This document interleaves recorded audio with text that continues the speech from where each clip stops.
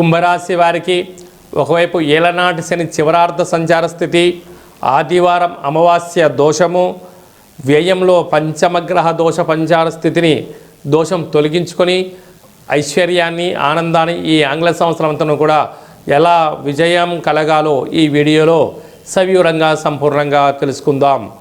కుంభరాశిలో ఏ నక్షత్రాలు వస్తాయనగా ధనిష్ట నక్షత్రంలోని 3వ పాదం, 4వ పాదం, శతభిష నక్షత్రంలోని 4 పాదాలు, పూర్వాభాద్ర నక్షత్రంలోని 1, 2, 3 పాదాలు కలిపితే కుంభరాశి.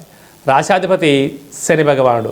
వీరికి రాశిలోనే రాహు, 2వ స్థానంలో శని సంచార స్థితి, సంతాన స్థానంలో గురువు, సప్తమంలో కేతు సంచార స్థితి, ఏకాదశ స్థానంలో బుధుడు, 18, 19, 20వ తారీఖున వ్యయంలో పంచమగ్రహ సంచార స్థితి.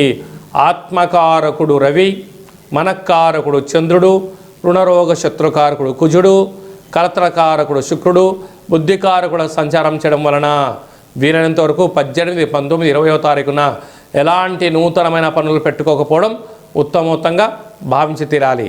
అది కాకుండా అనేక రకాలైన సమస్యలు కూడా పొంచి ఉన్నాయి కనుక ఆదివారం అమావాస్య సందర్భంగా ఇంటి సింహద్వారానికి ఒక పూజ చేసేటప్పుడు కొబ్బరికాయను పగలగొట్టడం, ఇంటి సింహద్వారానికి గుమ్మడికాయ కట్టడం, ఇంట్లో 3 రోజులు వరుసగా కుష్మాండ దీపము, నారికేల దీపము, విశేషమైన పిండి దీపాన్ని పెట్టి తీరాలి.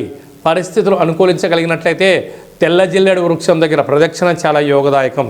అనుకూలించినట్లయితే తెల్ల జిల్లేడు వేరును తీసి సింధూరాన్ని పూసి ఒక లక్ష్మీ గణపతి హోమ కార్యక్రమం చేసుకొని గృహంలో ఉంచుకుంటున్నట్లయితే వాస్తు, నరదృష్టి, శత్రుదృష్టి, సకల భూత ప్రేత గ్రహదోషాలు తొలగిపోతాయని చెప్పి కూడా గమనించాలి.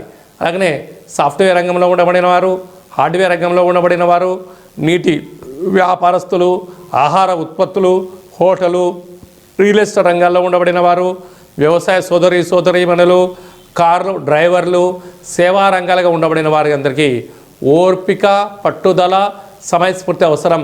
ఏదైనా కొత్త పనులు ప్రారంభించాలి అనుకుంటున్నప్పుడు కొంతకాలం వాయిదా వేసుకోవడంగా ఉత్తమోత్తంగా భావించి తీరాలి. కనుక అమావాస్య వ్యయంలో పంచగ్రహ కూటమి ఉంది కనుక వీలైనంతవరకు కోపానికి దూరంగా ఉండండి, మౌనంగా ఉండండి, ఆధ్యాత్మిక చింతనకు అవకాశం ఇవ్వండి.